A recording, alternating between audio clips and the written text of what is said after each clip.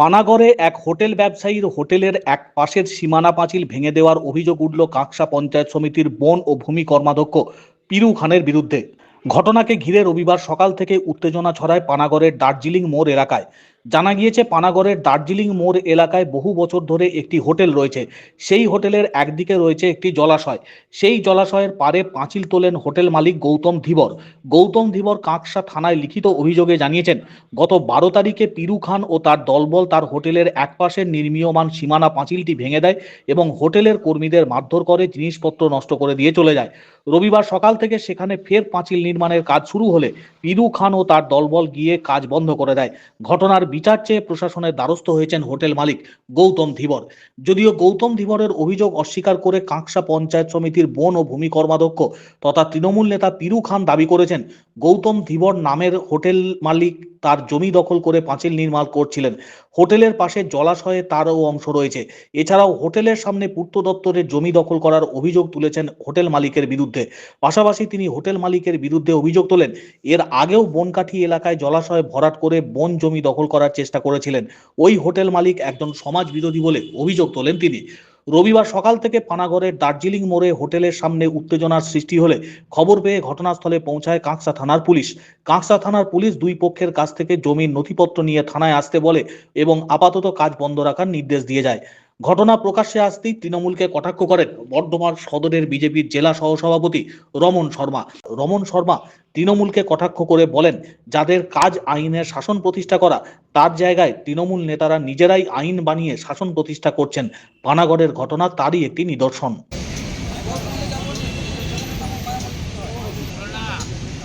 জল খেতে পারে এখানে বাস স্ট্যান্ড, এখানে জল খাওয়ার জন্য মানুষ ছুটে বেড়ায়, জল পায় না, কল তার আগে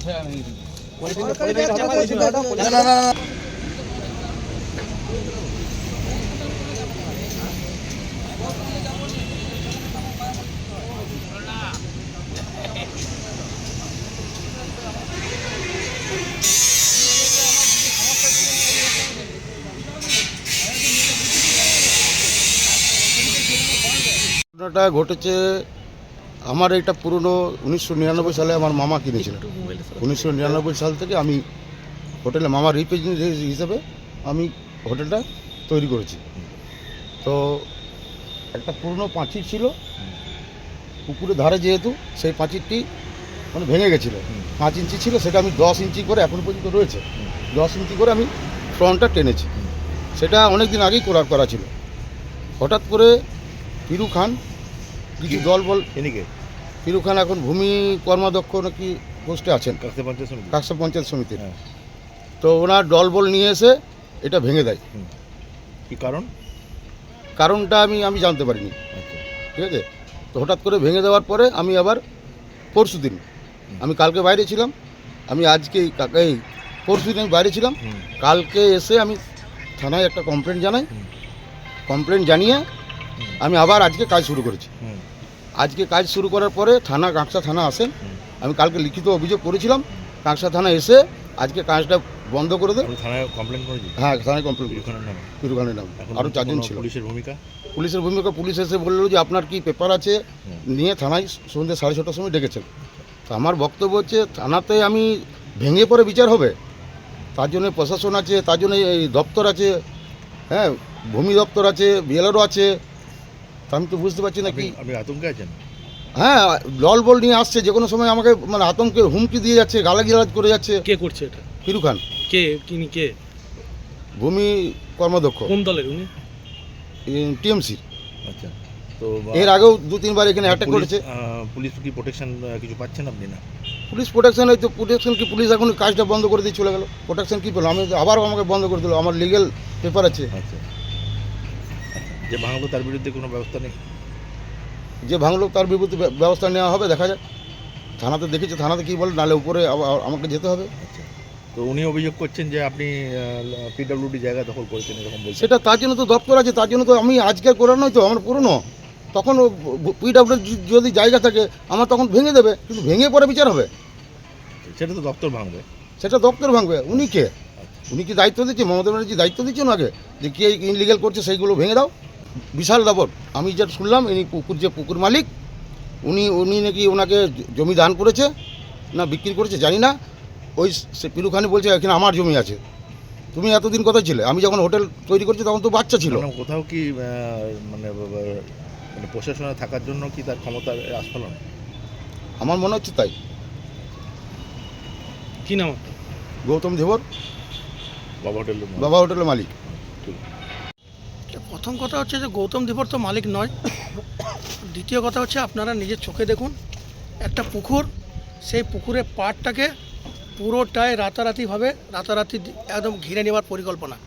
এবং আপনি যেখানে দাঁড়িয়ে আছেন এখানে একটা সরকারি কল ছিল, সেই কলটাকে কেটে দিয়ে তুলে সেইটাকে ভাঙচুর করে এই সমস্ত ইনলিগালভাবে এই জায়গাটা পুরোটাই অ্যাকোয়ার করেছিল। আমরা বাধা দিয়েছি এবং কাজটা বন্ধ করতে বলেছি। এই তো কেন এরকম হবে? একটা পিডাব্লিউডির জায়গা, একটা পুকুরের জায়গা, সেই জায়গার উপরে বাউন্ডারি ওয়াল, কেন এই ধরনের হবে? আমরা থাকতে তো এগুলো হতে দেবো না। কেন তো সমাজের সম্পত্তি এইটা, এখান থেকে সেচ ব্যবস্থা হয়, এখান থেকে বহু মানুষ এই পুকুরটায় চান করে, এখানে মাছ চাষ হয়, সেই জায়গায় যদি পাড় ঘিরে নেওয়া হয় তাহলে তো পুরোপুরি ইনলিগালভাবে কাজ করছে। গৌতম ধীবর একটা ক্রিমিনাল এবং এর আগে ওর নামে যে আপনাদের কাছে অভিযোগ আছে বনকাটিতে একটা পুকুরকে পুরোপুরি বুঝিয়ে দিয়েছে, তার নামে একটা অলরেডি কেস চলছে। এই ধরনের মাইন্ডেড লোক, ল্যান্ড মাফিয়া, পাক্কা চোর বটে। এই পুকুরটা দেখুন, আপনারা দেখুন, এই পুকুরটা ভরাট করার পরিকল্পনা করেছিল এবং সেইটা ভরাট করে এই বাউন্ডারি ওয়াল দিয়ে একের পর এক ভরাট করে দিয়েছিল।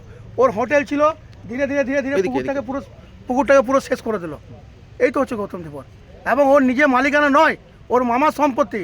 মামাকে এখান থেকে বিতাড়িত করেছে, ভাই থেকে বিতাড়িত করেছে এবং এখন সরকারি জায়গার উপরে লোভ যে সরকারি জায়গা দখল করে আমি এখানে রাজত্ব করব। থানা এসেছিলো, পুলিশ এসেছিলো, পুলিশ সরজমিনে তদন্ত করে গিয়েছে এবং পুলিশ যেটা রিপোর্ট দেখে নিল যে হ্যাঁ সত্যি এইটা পুকুরের পাড়ের উপরে বাউন্ডারি ওয়াল দিচ্ছিল। পুলিশ কাজ বন্ধ করতে, সরকারিভাবে কোনো পারমিশন নাই, না পঞ্চায়েতের কাছে কোনো পারমিশন নিয়েছে, না সরকারি কোনো দপ্তরের কাছ থেকে পারমিশন নিয়েছে। ইনলিগালভাবে পুরোটাই করছে এবং আমরা চাইবো যে এই ধরনের যারা আছে তাদের এগেনস্টে আমরা সমাজ থেকে তার এগেনস্টে সবাই মিলে একটা মাস পিটিশন দিয়ে তার এগেনস্টে একটা কেস করা হবে। আমি পিরু খান, কাকসা ব্লকের বন ও ভূমি দপ্তরের কর্মাধ্যক্ষ। দেখুন, যাদের কাজ আইনের শাসন প্রতিষ্ঠা করা, তারা তো নিজেদের আইন বানিয়ে প্রতিষ্ঠা করার চেষ্টা করছে, আর তার নিদর্শন আমরা দেখতে পাচ্ছি। কে ঠিক কে ভুল এই দেখার দায়িত্ব জনগণের নয়, প্রশাসনের। কিন্তু যারা প্রশাসনের উপরে আর লেজিসলেচারের হিসাবে বসে রয়েছে, কর্মদক্ষ হয়ে বসে রয়েছে, তারা কি দাদাগিরি করার জন্যে পশ্চিমবঙ্গকে কি পুরো পশ্চিমবঙ্গকে কি সন্দেশখালীর শাহজাহানের রাজত্বের মতন কি পরিণত করতে চায়? তার নিদর্শন আমরা দেখতে পাচ্ছি। আপনার কি এটা পুলিশকে কিছু বলবেন? পুলিশকে কিছু বলেছেন আপনারা? নিশ্চিত, আমি ফেসবুকে পোস্ট করেছি, আমরা পোস্টার লাগাইছি। প্রশাসন যদি এখনো প্রশাসনের ঘুম না ভাঙে আর আইনের দণ্ড যদি শুধু সাধারণ মানুষের জন্য এবং বিরোধীদের জন্য থাকে, তো যা হবার তাই হচ্ছে, আমরা চোখের সামনে দেখতে পাচ্ছি। মানে কোথাও কি মনে হচ্ছে অভিযোগ করার পর 24 ঘন্টা কেটে গেছে,